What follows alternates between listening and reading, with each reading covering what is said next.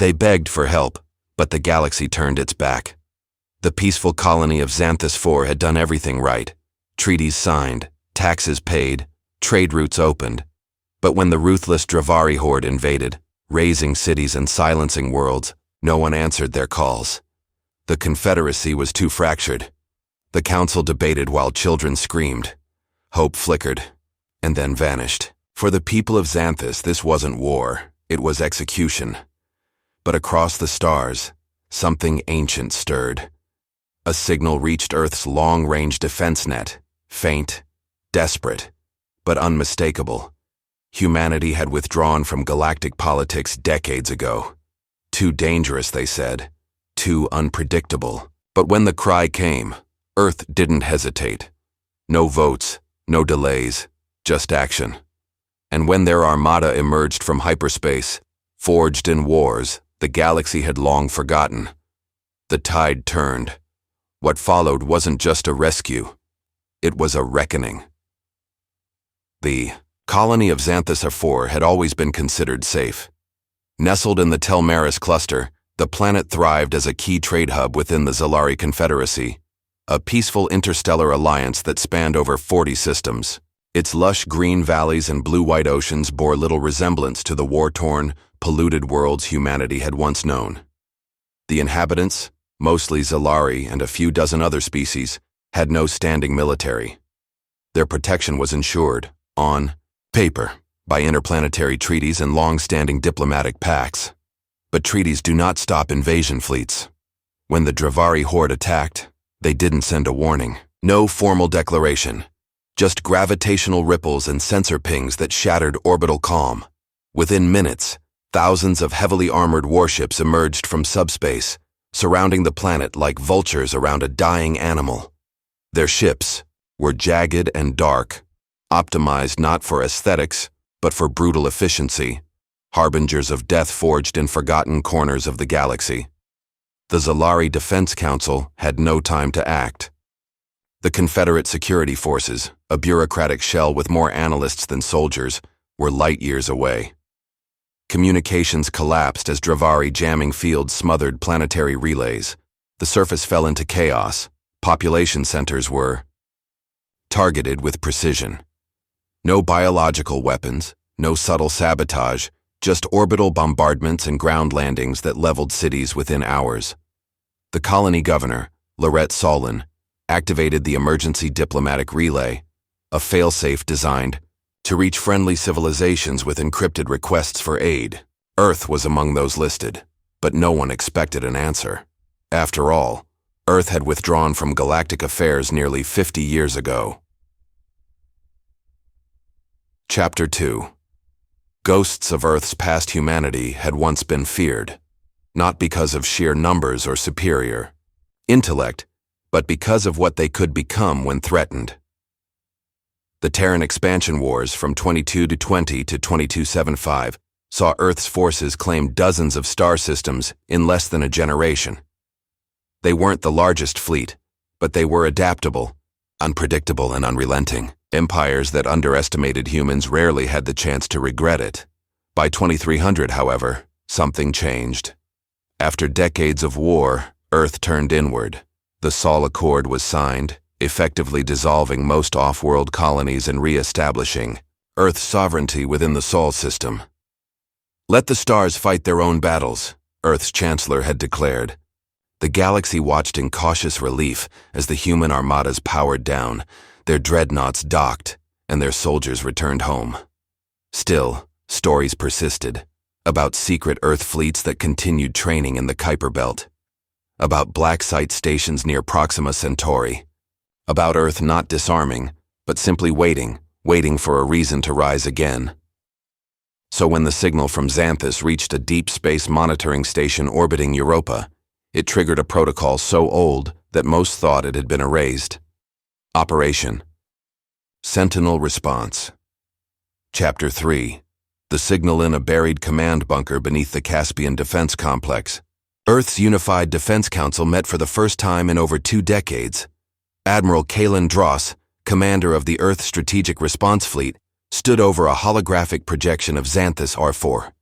The planet flickered under growing Dravari, occupation zones, red lines spreading like infection across its surface. "The Zalari are finished if we don't intervene," he said plainly.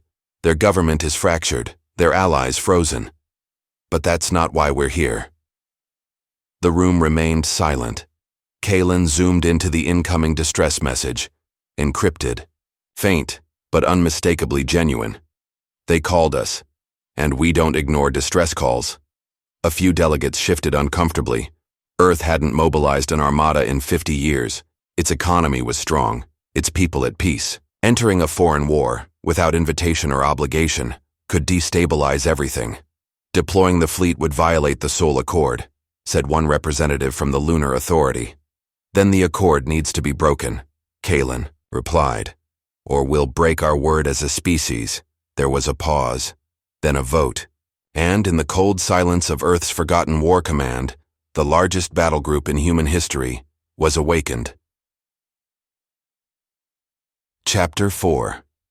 The Armada assembles. The UNSC Valkyrie Prime was the pride of Earth's Navy, a dreadnought nearly 12 kilometers in diameter length, bristling with railguns, plasma lances, and kinetic orbital projectors, flanked by destroyers from Mars's Iron Fleet, stealth frigates from Titan, and newly minted gravshield carriers from lunar shipyards.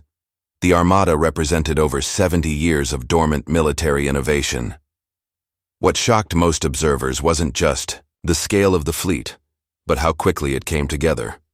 Within 3 days, Earth launched over 5,000 warships. Crews, young, old, retired, reserve, all reported in.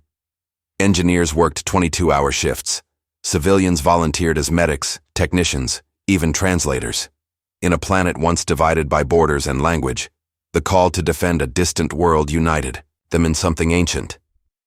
The journey to Xanthus would take only 31 hours through stabilized slipspace corridors. Every second, the fleet moved closer to war, and on Xanthus, every second felt like a lifetime. Chapter 5. Hellfall and Hope. The Dravari had no reason to fear. Their scouts reported no signs of counterattack. Their ground troops were well entrenched. Resistance from the locals had all but vanished. So when Earth's armada emerged from slipspace, it wasn't met with alarm. It was met with confusion. Over 5,000 vessels in perfect formation, engines silent, weapons hot, and at the center, a broadcast signal. To the citizens of Xanthus, you are not alone. The next 72 minutes would be studied in military academies for centuries. Human kinetic strikes devastated the Dravari's orbital platforms. Railgun barrages, fired with math so precise it bordered on art, tore through enemy ships before they could react. On the ground, coordinated drops of mechanized infantry turned entire battlefronts overnight. Earth's troops used exoframes designed for high-gravity warfare, crushing enemy lines, while civilian corridors were surgically avoided. By Psi, the second day, human forces had seized orbital control and neutralized 78% of the Dravari presence. By the third day, the Horde began to retreat. But Earth did not pursue. They had come to defend, not to conquer. Chapter 6. Aftermath. The Zalari survivors, many of whom had lost families, homes, and hope, stood in disbelief as Earth engineers helped rebuild power grids. Human doctors treated the wounded without hesitation. Portable shelters were established across urban ruins. Supplies flowed from orbit. Governor Solowan's message to Earth's fleet was simple. You saved us, when no one else would. When news of Earth's intervention spread across the galaxy, reactions were mixed. Some praised their courage, others feared their return. The Dravari horde collapsed into internal chaos, their myth of invincibility shattered, and in the halls of the Galactic Council, quiet whispers grew louder.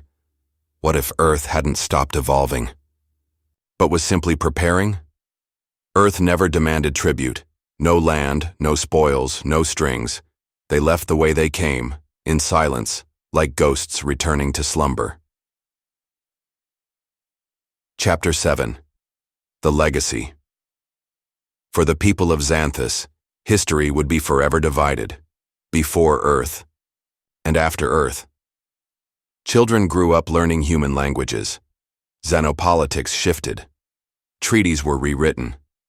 The idea that someone, anyone, might come in your darkest hour was no longer just hope. It was memory. Earth became a symbol not of domination, but of resolve. And in hidden corners of space, in war councils and battle simulators, a single warning began to spread.